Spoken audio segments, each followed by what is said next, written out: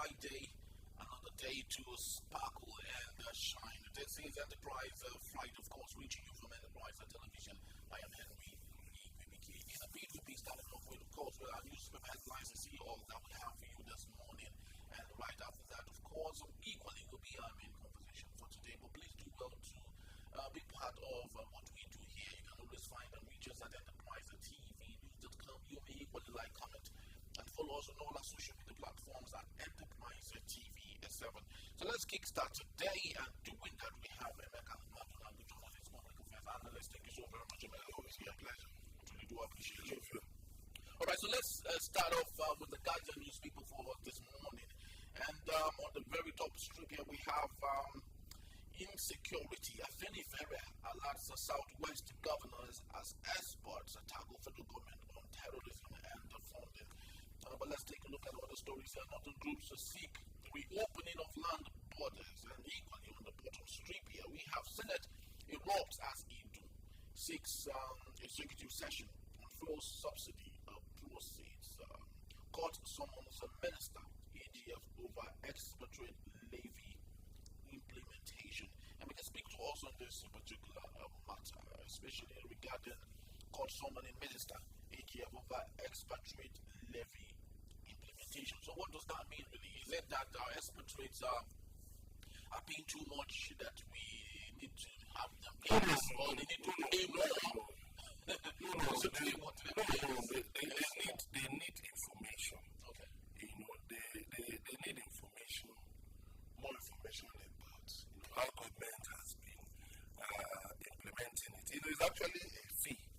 It's actually a fee that Nigerian companies pay on their workers. Okay. And it was implemented by this administration. It's actually an annual sum of $15,000 payable for each director, and an annual sum of $10,000 payable for other categories of expatriates. This companies need to pay for such individuals. Yes. The payment applies to an expatriate as employed for 183 days or more. So they need details, because right now our budget is in a deficit. And then the National Assembly has invited revenue generating agencies to come on. In fact, it has invited MDAs, ministries, departments, and agencies to come and explain their revenue position. Because there are some MDAs that are just getting budgetary allocations, and they're making money. Oh, okay. Like what? Did you see all of that? So many of them now. Did you see what the general said about NNPC? How much was diverted from NNPC? It was about 513 billion diverted from NNPC. And look at it. So when you look at all of those things, how has it been implemented? How much are we getting? You go to the Murtala Mohammed Airport, you see the number of expatriates floating into the country, and they're going to work in different places. How much is coming to Nigeria? Our problem is not about money. We don't have a revenue problem. If we sit down and calculate the money coming into Nigerian coffers, brother, you will tie some people to the stakes and execute them. You know what? There's so much. We don't need to borrow.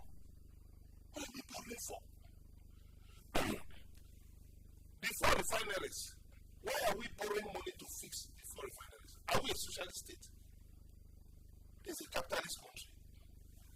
How can you be borrowing money to fix refineries and then you say you don't want to implement subsidy anymore, and that you are going for the regulation? But what you are doing is that you are bringing back subsidy through the back door.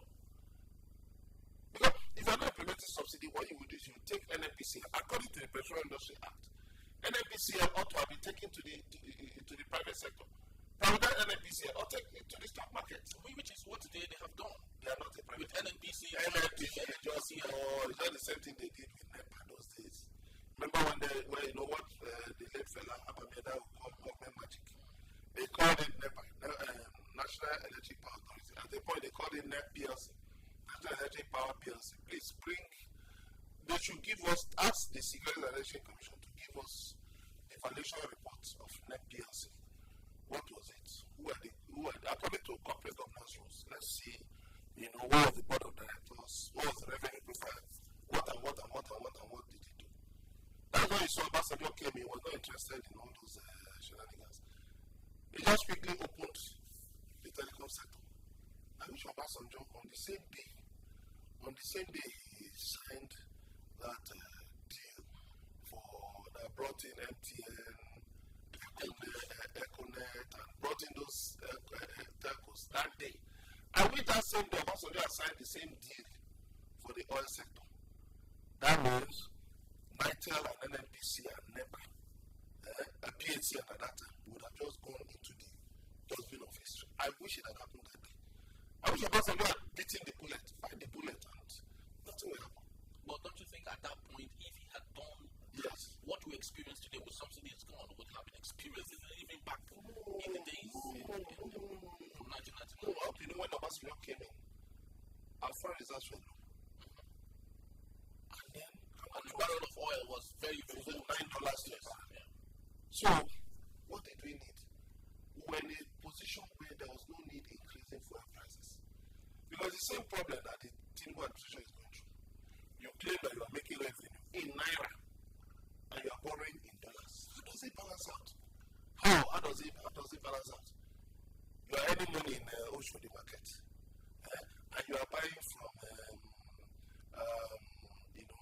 you're going to London to buy goods, and you are selling at Oshodi market.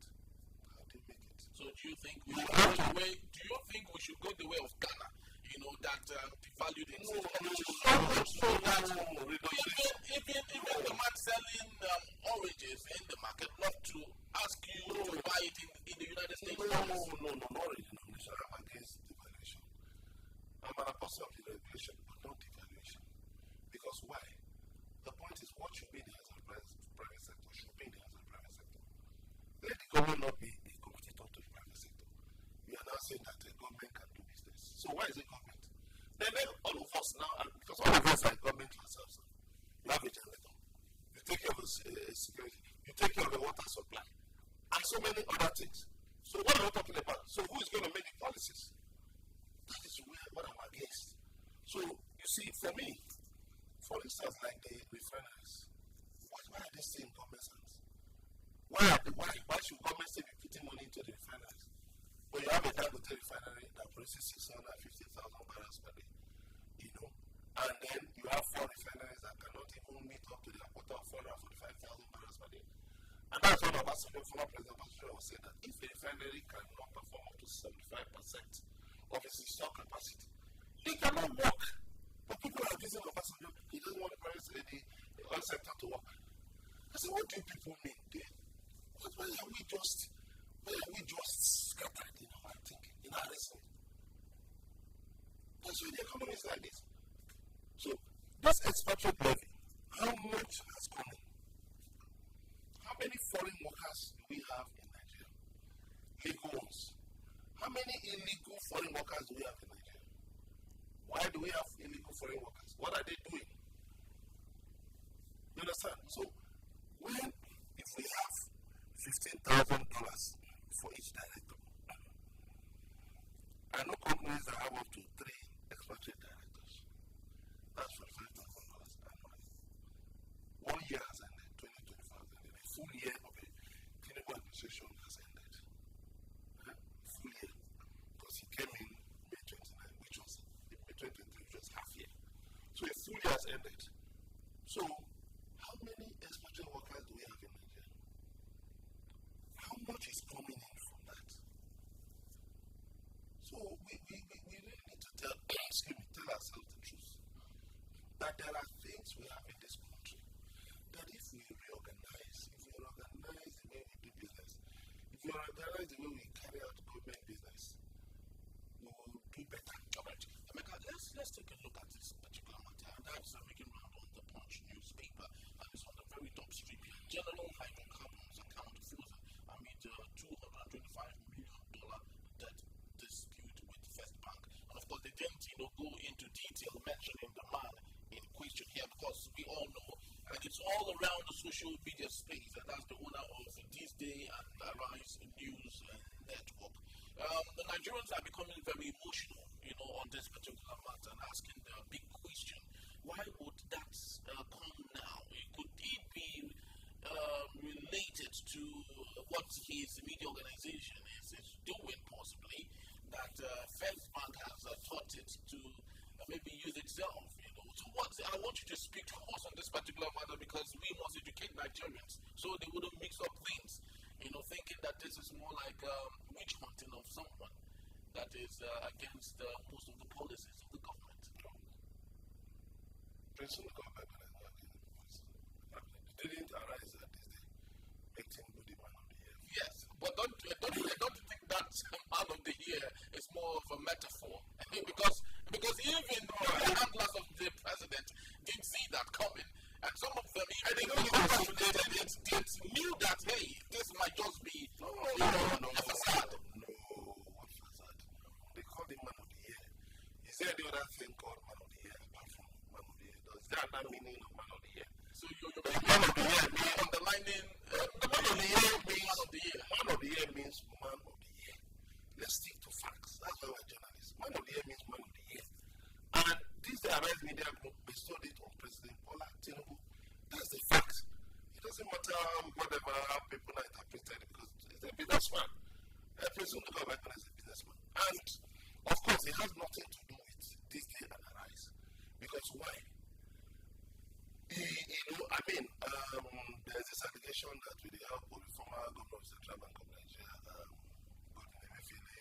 that they took over, General Hydrocarbons took over, from, I think, an oil mining lease, from another company, and then took money, took loans from First Bank and all of that, to run this business. And, things somehow, well, maybe they didn't work out also. It's not the first time First Bank is having such problems now. After all, they are not the only banks now. Other banks have been, one way or the other, they mesh in such that's why they have financial institutions. Because there's been this growing call for boycott First Bank across several social media platforms. Because Nigerians, that's why it's very important that we make this clear and understand the crux of the matter. Yes, is one customer. It's just that he is let me call it the promoter of General Hydrocarbons Limited. If not by the rules of corporate governance in Nigeria, GHL is an entity of its own. It's a registered limited liability company. So it's an entity of its own. And he's not the only director. So dragging this day and Arise into it, I think people are just trying to be mischievous and that they will seize the access of this day and Arise. And this day and Arise, are they institutional investors in GHL? You have to first of all establish that. If you're not institutional investors, in this day and Arise, so why will you go and seize the assets? But knowing that this is Nigeria, where one thing leads to another, even if they are not connected directly. No. The world has gone beyond that. No, I know there are things that are not proper, that have not been done in the right way, the proper way in Nigeria. I know. But a lot of things are changing. Legislation is changing. Even the courts, as bad as we may view the Nigerian judiciary, but there are still some things that, some salutary achievements that the judiciary has achieved. And so, all we need to do is this. We must keep, pushing the envelope for things to get better in the country. Because one of the best way by which you can describe Obama is by dragging in this day and Arise into it. Definitely. So, if it were another businessman, who had no newspaper, who had no TV station, would you drag him? Would you drag them? No. You will just say, Mr. Clever, if you go on the internet, you will see businessmen who have issues with the bank. After all, Innocent had issues with GT Bank. Yeah. But Innocent doesn't have a radio station. He doesn't have a TV station. So everybody kept talking about Innocent, the proprietor of Innocent. But on the proprietor of Innocent. They didn't say the proprietor of Innocent TV or Innocent Radio. So what we need to do is this. Much as there are spin doctors, who fight for politicians, try to fight battles you don't even understand the purpose of. Let's also realize that we must build our national institutions. First Bank is a critical national asset.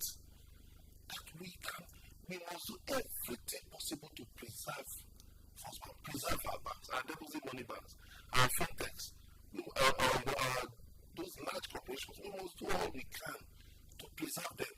But when we just go on social media, do this, do that, do this, how much those people who are watching that hashtag, how much do they have in those months? People, some of them cannot even feed, but they are telling you to do this or that. Let us sift the wheat from the chaff. Alright, so just to quickly add something. There's a someone that says that as at March 2024, Nigeria had over 150,000 expatriate workers. Now, you do the math. If we had to just use a median of maybe $10,000 expatriates in a year, that's over 15 billion naira. You go through on that. 15 billion naira 1 year. No, what are we talking? I'm sorry.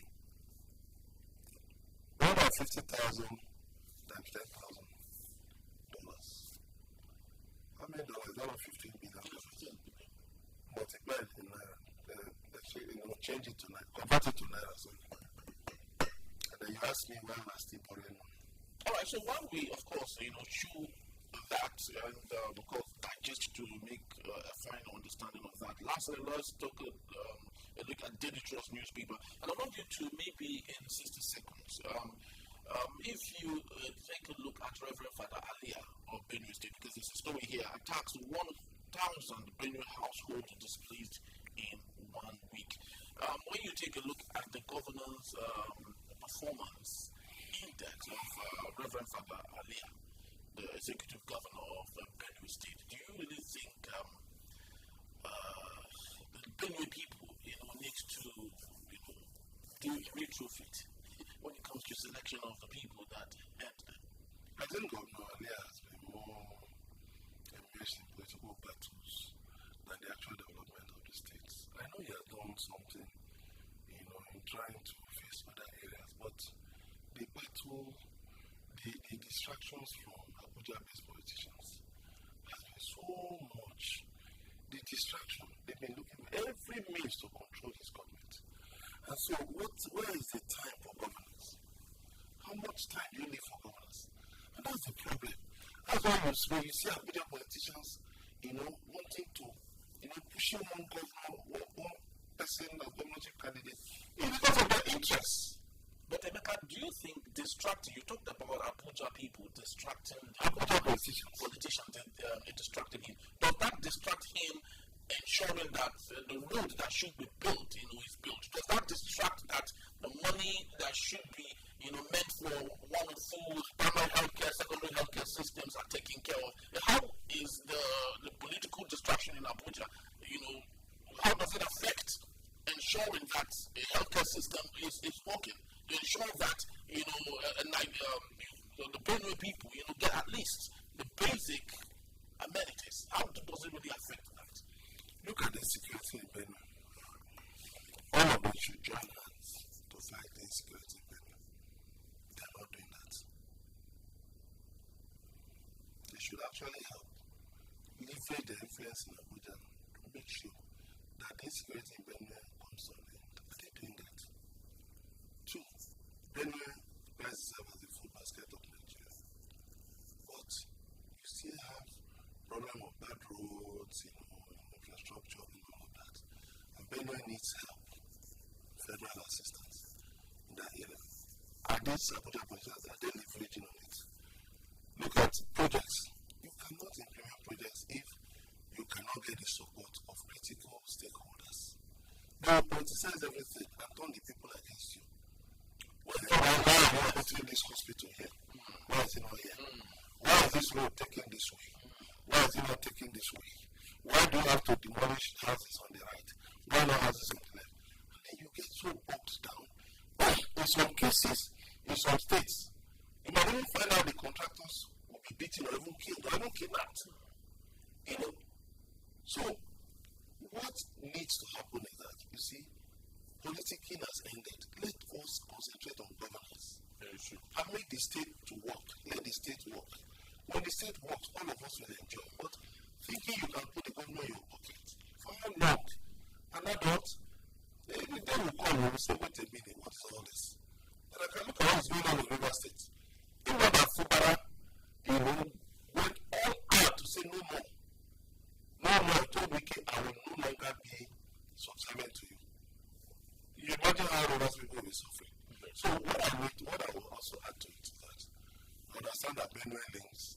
governor, Benue Links Transport Company, that the governor has done something positive in that area. You know, that added cargo and logistics to his business, which is a very lucrative area. One thing I would advise the governor, if he becomes across this or his aides, you know, supporters, is that they should make Benue a cargo and agro hub, an agro cargo hub, whereby they can package different types of, you know, they can have many, you know, micro agro processing, you know, around, built around cooperative societies of farmers and all of that, you know, and then package all those things, sell them to different markets, you know, if possible, package for export, so that money can come into the state, then they can pay their debts, they can, you know, boost the entire generated revenue, you know, and then do so much. You know, I look at Benue Links, for instance, that if the governor, for instance, privatizes Benue Links and more money comes in, the private investors put money into it, they can actually also, you know, acquire, you know, and maybe get maybe a large cargo warehouse in Lagos, you know, or maybe get space at NACO shed in Murtala Mohammed Airport, you know, and be exporting. Maybe go to somewhere like One in River State and be exporting cargo, you know, and be earning money in hard currency. So I think the governor should try to be less distracted by all that is going on politically and all of that, and concentrate on governance. You know, let the politicians keep playing their dirty politics. But you must deliver democracy dividends to the people, and that is what matters. Yes, delivering democracy and dividends of it to the people, that's the most important thing. Thank you so very much, Rebecca. Thank you very much for your time. And when we return, China pledges military assistance and training